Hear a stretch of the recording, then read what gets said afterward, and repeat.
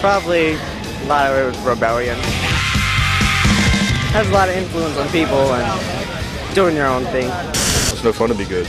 You got, you gotta let loose and you gotta do rules. I guess it's kind of a cliche, but rules are meant to be broken, I guess, is what they say. Rock and roll's always kind of been rebellious. I don't know, it's supposed to bug your parents, I guess. What do your parents think of ICP? They fucking hate them, but f*** them. In my opinion, rock and roll is more of a rebellious type music than it is stay in school, go get good grades, you know. I don't know, but I like it. To say that rock celebrates rebellion is like noting the sky's blue. Spin the radio dial or plop down in front of MTV anytime, day or night, and you'll be hit right between the eyes with what one prestigious rock magazine called rock's essential core, a core of rebellion, sexuality, assertion, and even violence. All the things that have always been unacceptable to a ruling establishment. Once that vigorous, horny-handed core is extracted from rock and roll, you're left with little more than music. As Details magazine observed after covering one of the many music festivals that have come to dot the summer's landscape, so what did we learn? We learned that old rock and roll devils will strip off their clothes. We learned to shout, "F the police." We learned that, should a waft of passion come into our lives, we should just scream, "Let's get butt naked and blank."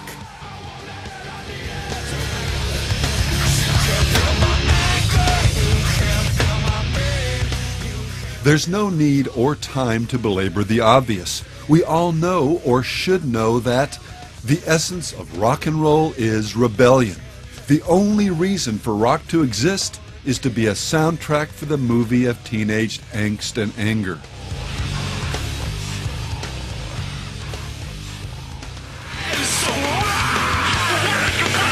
Before we get started, though, we need to make an important distinction. Rebellion means anarchy and lawlessness, not the resistance of good against evil. The 60s and the rock and roll revolution, for example, came about not because of what was righteous about America in the 50s, but because of what was wrong. The love of money and materialism. The superficial and ultimately idolatrous America right or wrong attitude that often passed for true patriotism. Parents handing their kids over to professionals, whether academic or ecclesiastical, to be raised and nurtured.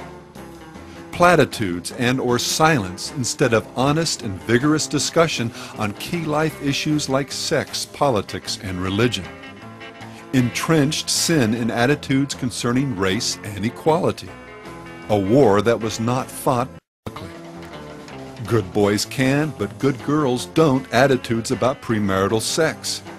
Hypocritical approaches to substance abuse. And worst of all, a cultural, wishy-washy, I'm a Christian because I'm an American kind of spirituality. On and on it goes. So, turning the world right side up is good. Plunging it into do what you want to do anarchy is, well, rebellion.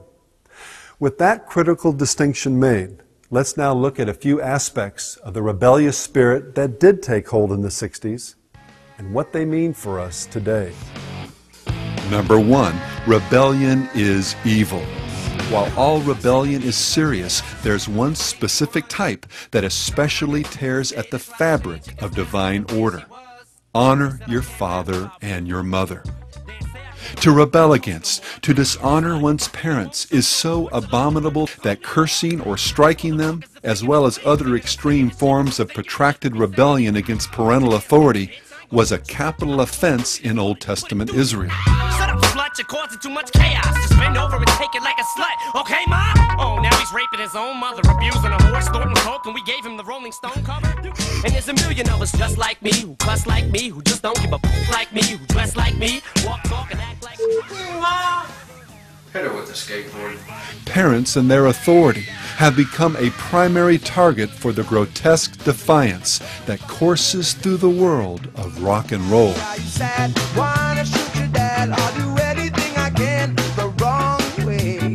Rock and roll is supposed to bring you crazed joy and rebellion for no apparent reason. That's what it started out as, music to your parents off.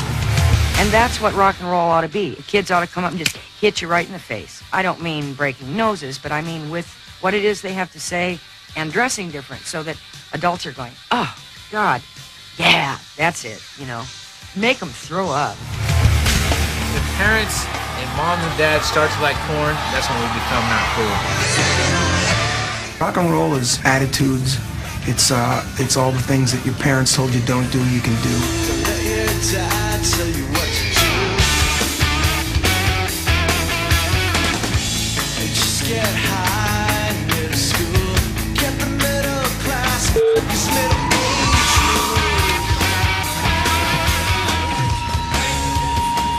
Eat this.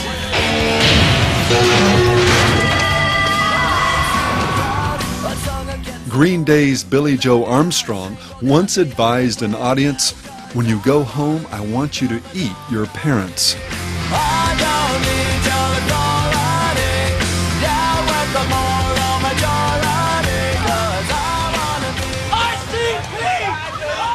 I'm not allowed to listen to him when she's home, but, you know, I don't care. They hate it, but I still go. I don't give a what they say. This is rock and roll. Parents always hate rock and roll. It's in custom. If parents like rock and roll, it must suck. Just keep this in mind.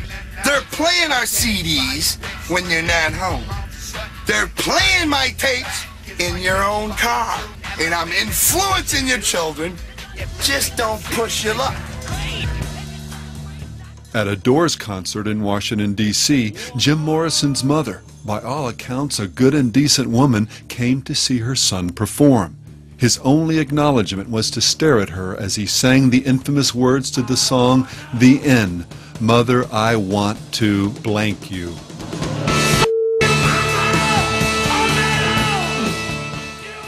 He never attempted to see or talk to his parents again and usually referred to them as being dead. As Perry Farrell said when asked by Rolling Stone for his secret to happiness, move as far away from your parents as you can, because I feel like I have no parents. I do what makes sense in my head. Number 2, rebellion is inane, hypocritical, and doesn't work.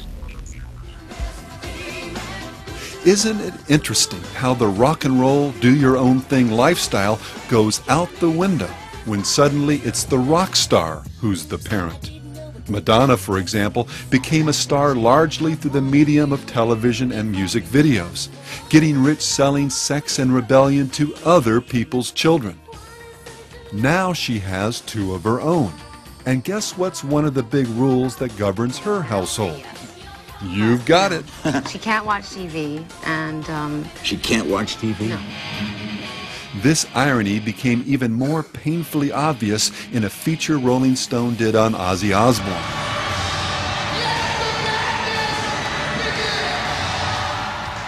The godfather of hardcore rock and roll rebellion was affectionately seen as a man reduced to trembling like a frightened chihuahua, taking Zoloft and seeing a therapist once or twice a day, plus afternoon AA meetings, just to fight off the demons of addiction.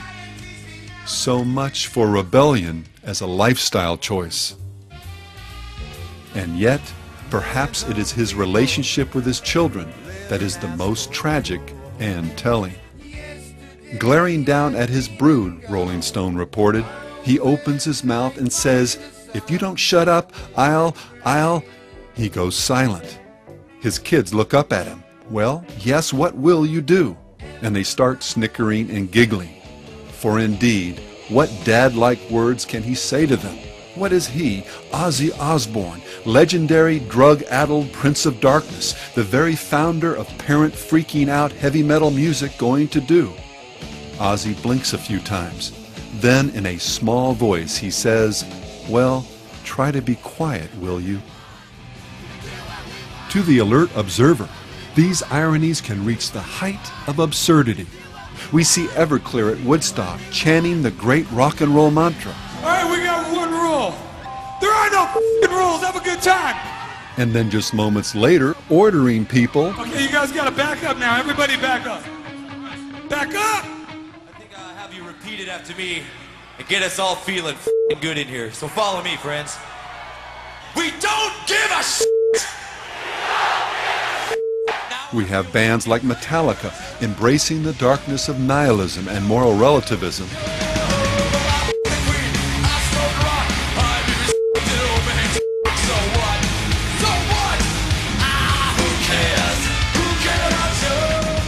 And making light of every kind of sin imaginable, including, ironically, shoplifting.